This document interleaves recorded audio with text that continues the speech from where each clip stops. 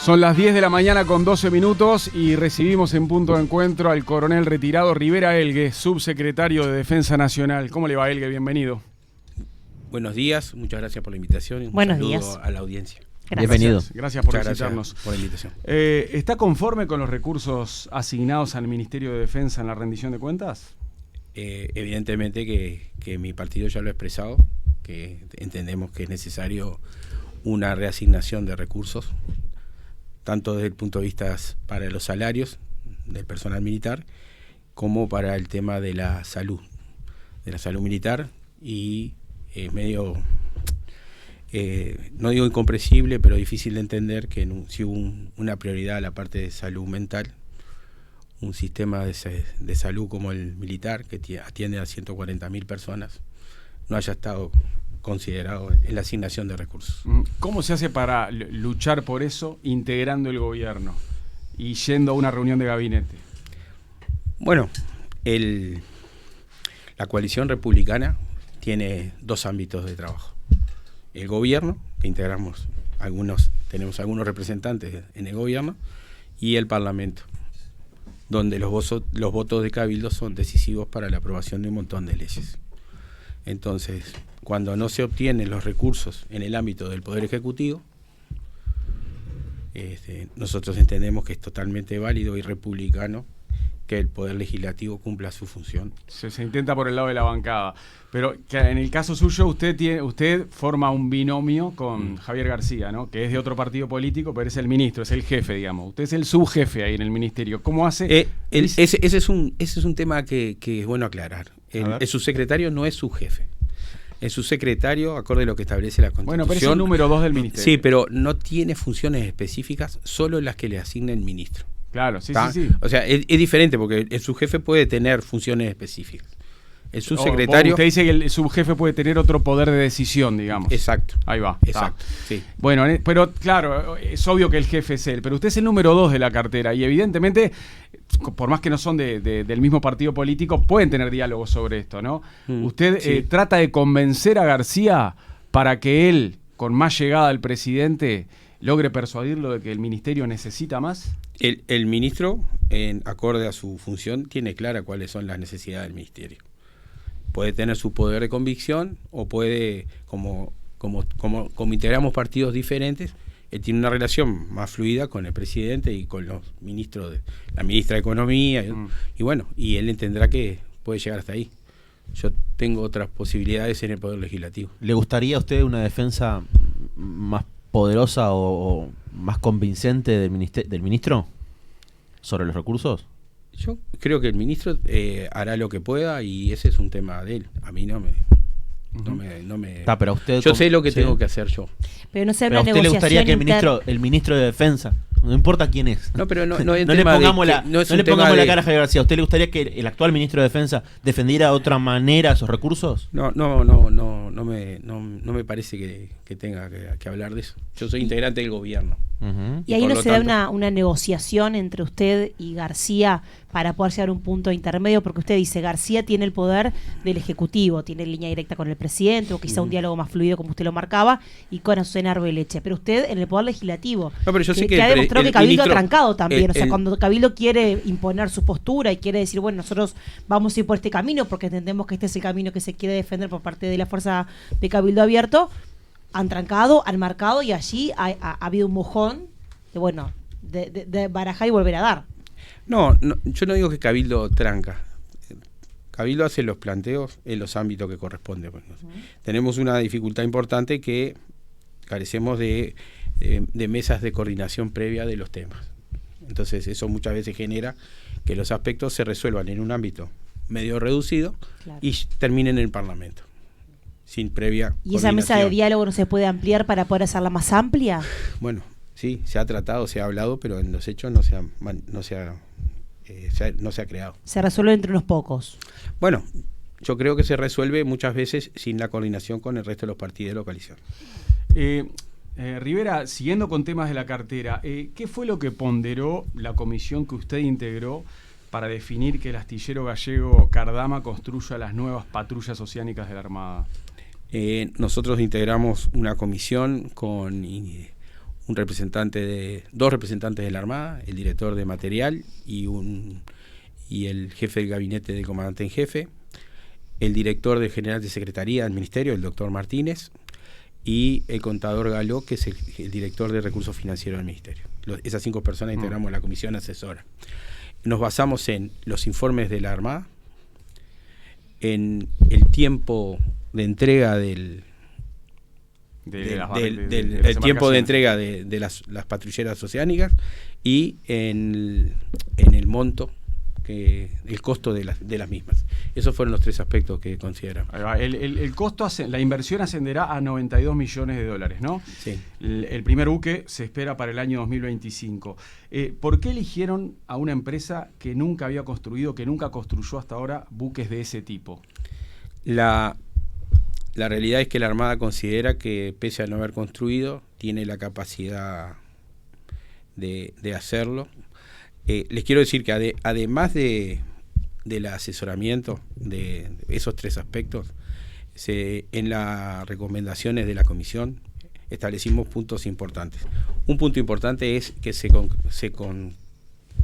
contrate una sociedad de clasificación. Eso es un organismo internacional.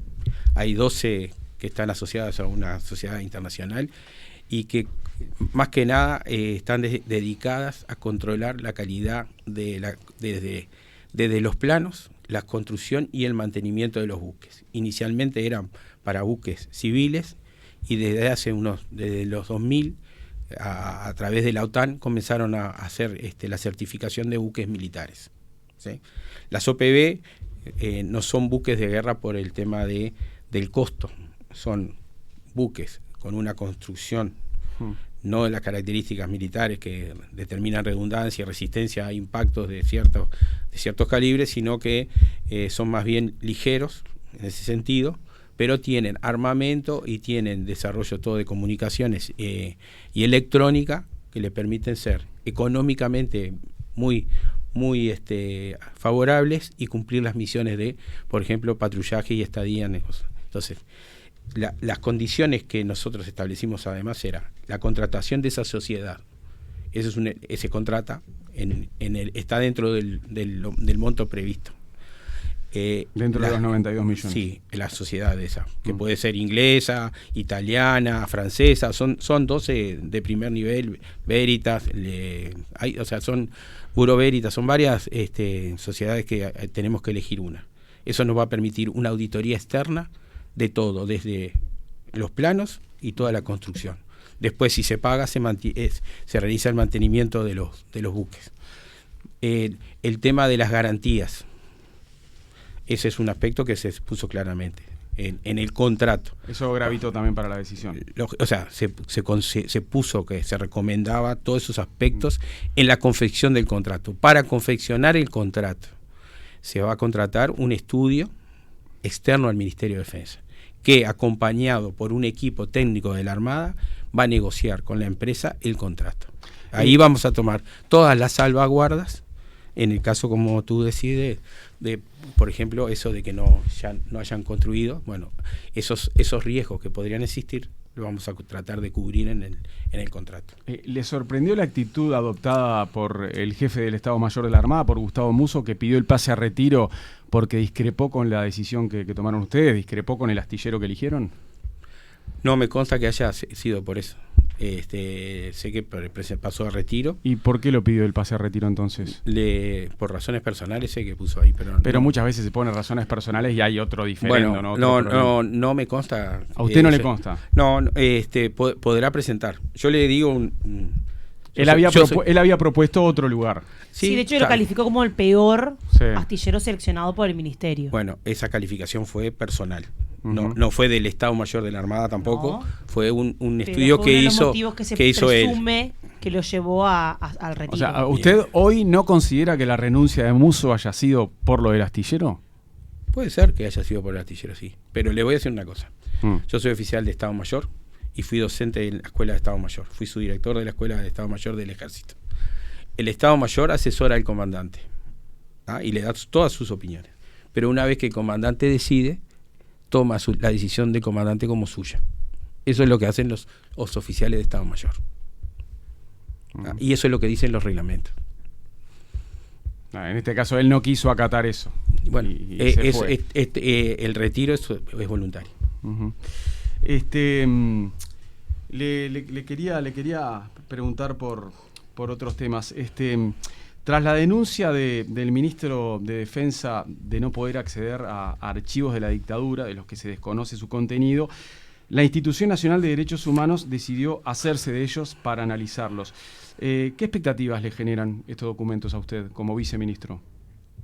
Yo creo que es bueno que se pueda acceder a toda la información. Es bueno que todos se puedan acceder a toda la información que sea...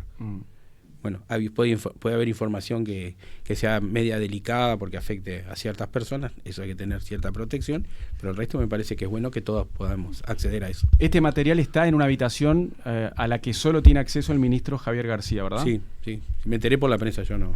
Ajá, no tiene ningún otro dato sobre estos documentos. No, ninguno.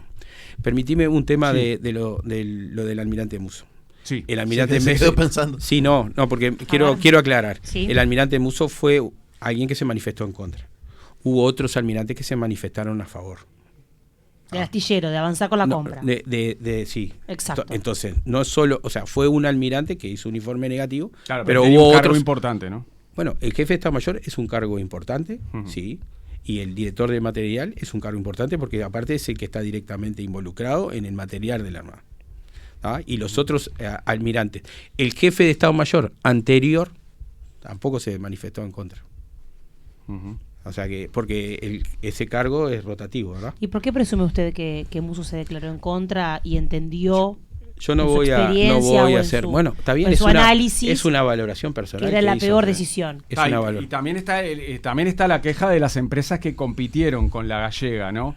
Que dicen que no fue, que fue desigual, digamos, que la compulsa fue desigual, dicen las adversarias de la gallega, porque dice que ustedes no visitaron todos los astilleros. Por la visita a los astilleros no fue determinante para la compra. Segundo, los 3 que recomendó la Armada, yo tuve reuniones en España además con Cotecmar, que es un astillero del Estado de Colombia, ¿sí? Y los recibí y me invitaron para ir. Uh-huh. Pero acá hay un tema de rapidez en la toma de decisiones. La Armada no tiene buques hace tiempo, ustedes son conscientes, creo, de que saben que la Armada tiene una carencia importante de buques, y venimos desde todo este periodo de gobierno tratando de realizar este proceso de compra. ¿Y qué los motivaba a tomar decisión rápido? Por el tema del tiempo. Pero que usted menciona. no es rápido. Venimos en un proceso que se inició en diciembre de 2021 y todavía no lo hemos terminado. Recién, ya les digo, estamos en la fase de iniciar la redacción del contrato. Son buques 0 millas, ¿no? 0 kilómetros. Sí, se van a empezar a cortar y todo. Y desde desde el corte... Se van a tener que bautizar con la rotura de la botella, ese bautismo. ¿Se sigue haciendo ese bautismo? Sí, famoso? seguro.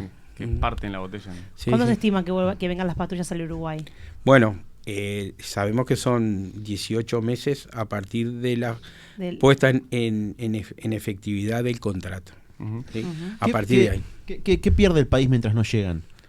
Bueno, no tenemos un control Seguridad marítima. sobre todas nuestras aguas jurisdiccionales. Estamos perdiendo el control de lo que se pesca y de lo que se hace, de la contaminación que puede haber en nuestras aguas, de actividades ilegales que puede haber en nuestras aguas. O sea, hoy no tenemos control de eso. Y tenemos muy escaso. con los Estas medios son que más tenemos. rápidas para agarrar a los ladrones, digamos, porque Sí. es un clásico. Son 23, tiene 23 nudos, pero además Es llevan... un clásico que estén pescando en aguas uruguayas que cuando los empiezan a perseguir de la Armada rajan y se meten en el mar brasileño, ¿no? Estos buques van a tener, además de su velocidad, llevan 2 lanchas rápidas, o sea, más rápidas que ellos, de 35 nudos para la intercepción.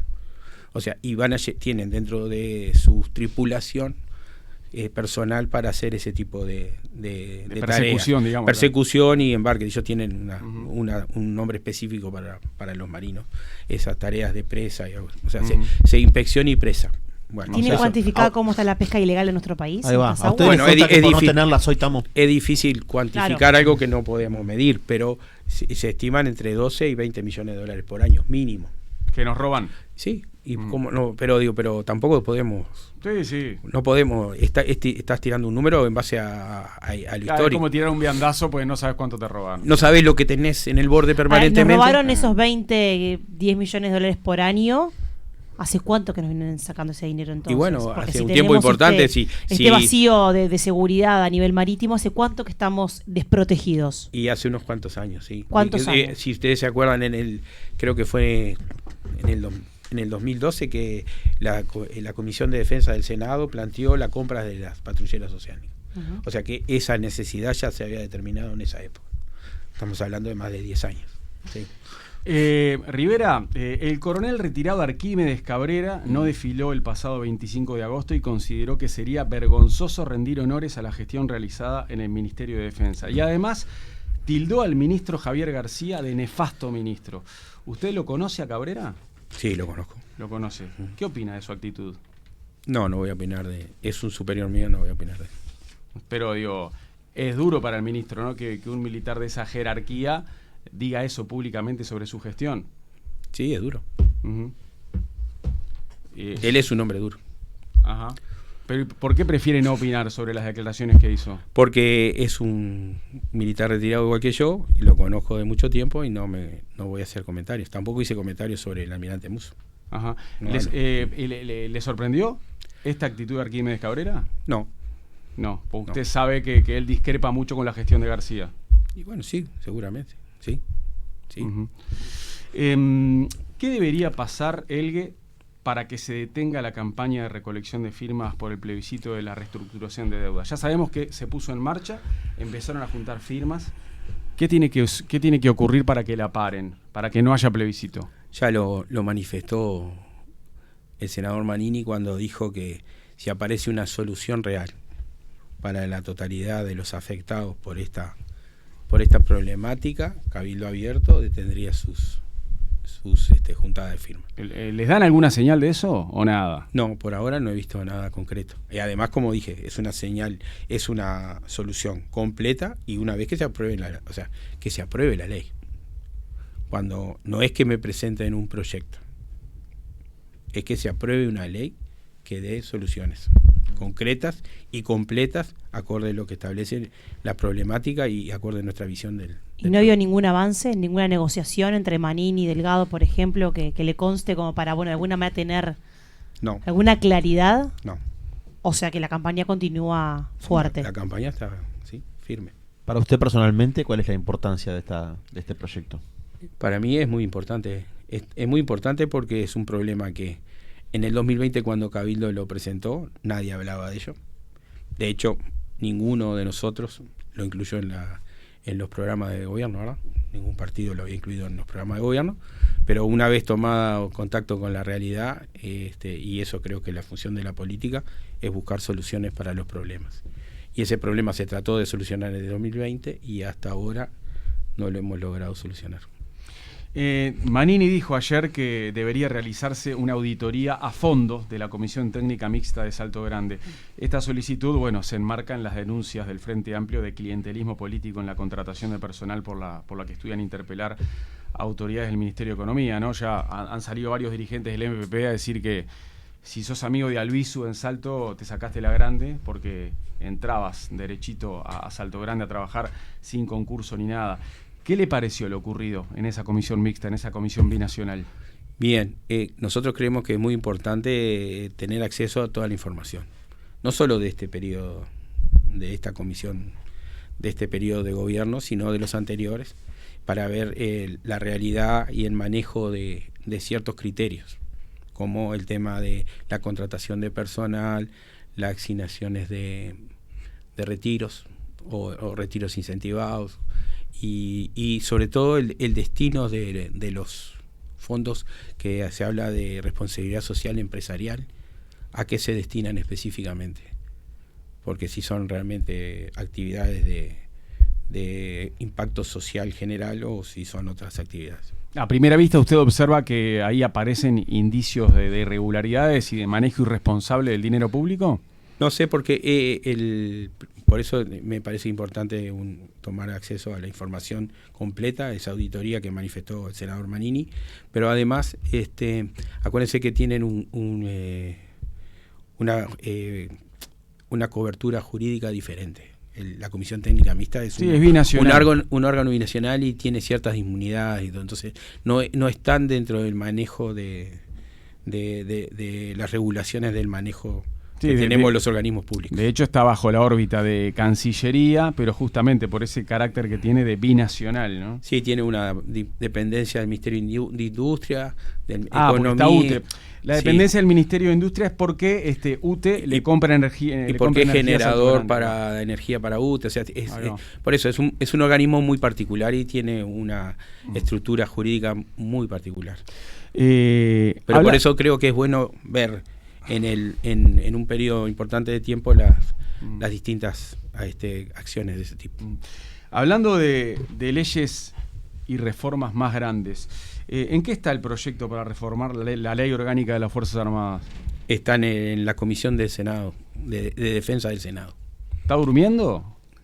Y bueno, aparentemente ustedes vieron que el Senado tiene capacidad limitada, ahora va a empezar a tratar la rendición de cuentas y tiene una realidad legislativa diferente. ¿A usted le interesa que se agilice eso? Algunas partes sí. ¿Cuáles, por ejemplo? Y bueno, creo que el tema nosotros tuvimos una reforma de la Seguridad Social y estamos teniendo otra ahora, que están entrando en vigencia. En el 1 de diciembre terminaría una parte, después el periodo de transición y después la ley plena. Y eso va a generar modificaciones en edades y por lo tanto hay que modificar los planes de carreras y las distintas condiciones de la proyección de carrera de personal superior y del personal subalterno acorde a esa modificación de las edades. También la ley orgánica, esta reforma cambiaría competencias en el Estado Mayor de la Defensa, ¿no? Sí, pero no son relevantes las competencias. No. Ajá. Elgue, hablando de cuestiones electorales. Una más antes de las electorales. Sí. No, quería saber, porque Cabildo Abierto es un partido muy asociado a las Fuerzas Armadas, a los militares, de hecho tiene muchos dirigentes que son ex militares o que... Militares retirados, perdón. En su caso me imagino que entró al ministerio con un montón de expectativas por venir de un partido que tenía toda esa carga y justamente entrar a un ministerio donde todo eso se decide. Para usted, después de este periodo de tiempo, ¿se han cumplido sus expectativas a lo largo de estos años? ¿No se han cumplido? ¿En qué porcentaje está usted conforme con la administración, que lo incluye usted también? Y podemos decir que estoy en parte satisfecho. No se puede decir que ni llegamos a un 60% de las expectativas, ¿sí? Creo que salarialmente estaba dentro de un compromiso por el país, una nueva escala salarial, establecer una nueva escala salarial, y lo más que se ha podido hacer es pequeños aumentos. Para que tengan una idea, al soldado se le aumentó en forma diferencial, estoy hablando, ¿no? 600 pesos en el año 2021, 160 en el 2022 y 1.500 que cobraron todos los empleados de COFE, ¿verdad? Más 700. O sea que tuvo un incremento diferencial de 1.460 pesos en 3 años. Eso a mí me parece que es totalmente insuficiente. Y por eso este año queremos seguir incrementando los salarios. La jerarquía más alta que tuvo un aumento salarial fue la de capitán.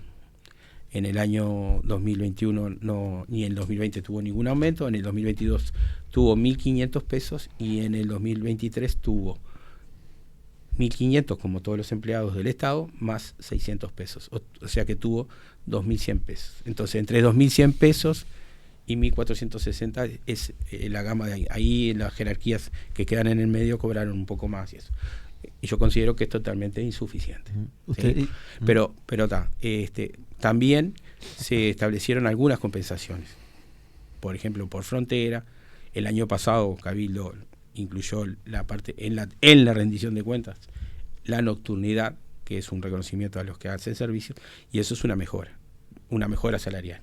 Pero también hay que tener en cuenta que esas mejoras salariales llevan a que el personal, por ejemplo, no vaya a su casa. Entonces, si yo te aumento 4.000 pesos más, pero la mitad del mes no dormís en tu casa, claro, tiene un costo, o sea, no es un aumento de sueldo. Es un costo hasta familiar. Y sí, tiene un costo familiar. Y no es un costo familiar que haga un mes. Es un costo familiar de año sobre año. Y eso lleva un desgaste y complica a toda la situación familiar. Entonces, no es tan sencillo hablar de pagar compensaciones por nuevas tareas. Porque si yo te doy nuevas tareas, pero no cubren realmente las necesidades, te das cuenta que al final no es un aumento, sino que es una pérdida. Entiendo. Porque aumenté las horas de trabajo y no, capaz que en una changa lo recupero. Sí. ¿Sí? Entonces, eso es un punto. El tema de sanidad militar para nosotros es un tema crítico. Sanidad militar, como todo el sistema de salud, se vio estresado por el COVID. Lo que le estoy hablando de los problemas salariales de las Fuerzas Armadas se trasladan a la escala salarial de los médicos. De los médicos y el personal de salud. Entonces, con esos salarios, nosotros no competimos con la actividad privada, pero tampoco competimos con ACE. Porque el sueldo de alférez, por ejemplo, es unos 60.000 pesos, unos 5.000 pesos más que un agente. ¿Ah? La primera energía. Eso entra un alférez médico, porque así es por donde tiene que ingresar. Sí, pero normalmente es especialista. Le pagamos una compensación. Un médico, un salario de médico con compensación en el hospital militar, cobra un 37% menos que un médico de ACE sin ninguna compensación. 37%. Sí, entonces es muy difícil para nosotros cubrir. Tenemos una demanda insatisfecha muy importante. Eso hace difícil captar. Exacto. Nos hace difícil captar y mantener y retener. Porque los médicos tienen un proceso de aprendizaje, ¿verdad? Sin duda. Acompañan. La modificación de... O sea, los mejores se van, básicamente. Sí, hacen su periodo de aprendizaje y después se van. Sí. ¿Ah? Pero siempre estamos compitiendo con el mercado laboral. Entonces es muy difícil que logremos las cantidades de horas que necesitamos para cubrir la demanda de nuestros usuarios. ¿Y qué opina de los que quieren unificar todas las cajas? Vamos ya a una unificación de todos los sistemas. Estamos yendo a la ley 20.130, va a una. No tenemos por qué unificar cajas si tenemos un sistema común. Lo que se tendió a parámetros comunes. ¿Qué sabor le dejó eso? De que haya un sistema jubilatorio común para todos. Me parece que puede ser que esté bien, pero si todos partimos de una escala salarial similar. El ministro, en nuestra presentación en diputados se dijo que habíamos recuperado de 32% menos de un salario mínimo del Estado, que es lo que cobra un soldado. Hoy estamos un 23% menos. ¿Sí?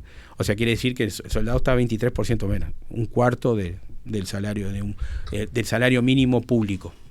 Bueno, pero cuando vamos al sistema jubilatorio común, la tasa de reemplazo es similar para los dos, con la diferencia de que el salario del soldado es un 23% menos. Entonces yo digo, vamos a salarios comunes acorde a la actividad, ¿verdad? No son todos. Hoy un policía que realiza, por ejemplo, tareas en el INR cobra casi 20.000 pesos más que un soldado que está de guardia en la guardia externa de un instituto del INR. Yendo a los temas electorales, ¿usted ya conversó con el doctor Daniel Salinas para tratar de convencerlo de que regrese a la política partidaria o todavía no? No he conversado todavía. Manini acá en febrero, cuando lo entrevistamos, dijo, voy a esperar un año y el próximo verano, en enero seguramente, voy a ir a hablar con él para tratar de convencerlo porque sería importantísima su presencia en la campaña. De hecho, Manini reconoció acá que le gustaba como compañero de fórmula. Exacto. El tema que ahora Salinas asumió el 1 de agosto como decano de Ciencias de la Salud en la Universidad Católica. Sí. Estuve con él hace poco en el aniversario del Hospital Militar. Sí. Él nos acompañó y estuvimos conversando un rato y está muy contento con su nueva actividad. Es más, cuando asumió, le preguntaron, ¿no?, en la rueda de prensa sobre un posible retorno a la política y dijo, yo en los próximos años voy a estar abocado a mi actividad académica. Eso ya no se puede entender como una cerrada de puerta a la campaña de 2024. ¿No se puede leer como que él ahí ya cerró la puerta? Yo creo en la capacidad de convencimiento y en el liderazgo del general Manini. ¿Lo va a acompañar usted en esas reuniones para convencer a Salinas? No, yo creo que ellos tienen una relación personal que es muy buena y y de confianza mutua, y no precisan a nadie más al lado. Pero un tema que tú dijiste, hay otro tema, creo que hay algo muy importante que el año pasado logramos incluir en la rendición de cuentas, que es la creación de un fondo de vivienda. Ese fondo de vivienda va a tener este año va a recibir una importante cantidad de recursos, y hace 15 días firmamos un convenio con el Ministerio de Vivienda para tener acceso a los diferentes planes y líneas de trabajo que tiene el Ministerio de Vivienda. Eso me parece que es un logro muy importante. Ese es del 50 y poco por ciento. Sí, ese es el tema importante. Después, en el equipamiento de las Fuerzas Armadas, todavía estamos, pese a la compra de las OPB, estamos lejos de poder cumplir las necesidades mínimas para la Fuerza Aérea. Las mínimas. Mínimas, sí, las necesidades mínimas de la Fuerza Aérea, y ahora estamos viendo la posibilidad de un pequeño reequipamiento para el Ejército. Pero nosotros precisamos un equipamiento importante para el Ejército por el desgaste que ha tenido en frontera, y además para reequiparnos para estar en condiciones de cubrir nuevas misiones de Naciones Unidas. Porque Naciones Unidas es muy exigente, las misiones de Naciones Unidas están siendo bastante complejas, requieren un equipamiento más sofisticado, y eso tiene un costo. Me quedé pensando en que usted dijo no llega al 60, o sea, es un 50 y poco, o 50 y algo. ¿Eso lo frustra? No, yo estoy acostumbrado a establecer objetivos importantes y después ser consciente de las capacidades que tenemos. Yo no puedo pedirle a un país que tuvo 3 años de sequía, pandemia, y después la guerra, que se vuelque totalmente a un gasto militar. Creo sí que hay prioridades importantes para el país. Que el puerto de Montevideo no sea un puerto contaminado es importante para el país. Porque creo el otro día escuchaba, el 70% de las exportaciones salen por el puerto. Si el puerto nuestro no es considerado seguro, todos los contenedores que pasen por nuestro puerto van a ser escañados en distintos lugares. Eso tiene un costo, y ese costo se lo van a trasladar a nuestros productores. Entonces, la seguridad, el tema de las fronteras, el control de nuestras aguas jurisdiccionales, el control de nuestra costa, son tareas fundamentales, y en eso creo que no podemos ahorrar. Muchas veces se solicita que los militares participen en la seguridad ciudadana. ¿Usted qué piensa de eso? Yo creo que los militares ya participan. Bueno, pero se entiende lo que voy a hacer, trabajos similares a la policía. No creo que los militares tengan que participar en tareas de seguridad. Están participando en el área de fronteras, pero no en las ciudades. Primero, han dicho que los militares van a misiones de paz en tareas policiales. Eso no es cierto. Los militares, Naciones Unidas no gasta recursos. No, pero en Haití no han ocupado el rol que la policía dejó ahí. No. O sea, ¿no? En Haití había policía de Naciones Unidas y había Fuerzas Armadas. Okay. Cuando el porque nivel, la policía haitiana era, pero no cuando, era respetada. Cuando el nivel de amenaza es superior al de la fuerza policial de Naciones Unidas, se despliega una fuerza militar. ¿Por qué? Porque tiene la capacidad de responder. ¿Y ahí asumen un rol de policía desde su lugar? No, ahí asumen un rol de operaciones militares donde controlan el nivel de violencia. Si hay personal armado, ¿qué pasa? El uso de la fuerza es racional, proporcional y progresivo. ¿Sí? Si aparece alguien con un machete, por ejemplo, en Naciones Unidas, si considero que entra en peligro mi vida, la vida de mi fuerza o de los que estoy protegiendo, puedo usar el uso de la fuerza mortal o letal. Aquí seguramente, si viene con un cuchillo, un fiscal no va a decir que es el uso que es proporcional. Bueno, entonces, tenemos reglas en Haití no hay nada proporcional, entraba a matar a un presidente, o sea. Bueno, pero entonces son las condiciones. Claro, por eso el contexto es diferente. Entonces, utilizar ese ejemplo para utilizarlo acá no es justo. Y la disuasión se basa en la actitud y en la capacidad. Si yo no tengo la capacidad legal, el marco legal que me permita emplear la fuerza en forma como corresponde, no voy a disuadir a nadie. Quisiera preguntarle en el final algo sobre una sensación que tengo yo, y capaz que usted tiene una reflexión al respecto. Uno ve a militares jóvenes y también veteranos, y queda ahí la convicción de que extrañan al ex ministro fallecido Eleuterio Fernández Huidobro, con todo lo que ello implica, ¿no? Con la historia de Huidobro, ¿no? Ex integrante y ex fundador del MLN, guerrillero tupamaro, que obviamente también tuvo su historia de acercamiento con militares en su momento, en el momento de la guerrilla, por cosas que están publicadas en libros. Pero tanto tiempo después llegó a ser ministro de Defensa y fue muy valorado por los militares. Y hoy, de hecho, es un ex jerarca al que parecería que extrañan. Por ejemplo, Arquímedes Cabrera, este coronel retirado que criticó duramente a Javier García, fue asesor de Fernández Huidobro, cuando Huidobro era ministro. ¿Usted qué piensa? O sea, ¿fue un gran ministro Fernández Huidobro? No, para mí no. ¿Para usted no? No. Para mí fue un ministro que cumplió su rol, se sintió cierta integración con las Fuerzas Armadas, pero podemos decir que más que nada lo que logró fue contener algunas actividades en el gobierno del Frente Amplio. Por ejemplo, la reforma de la Seguridad Social, por ejemplo, la reforma de la Ley Orgánica, aspectos que él logró contener.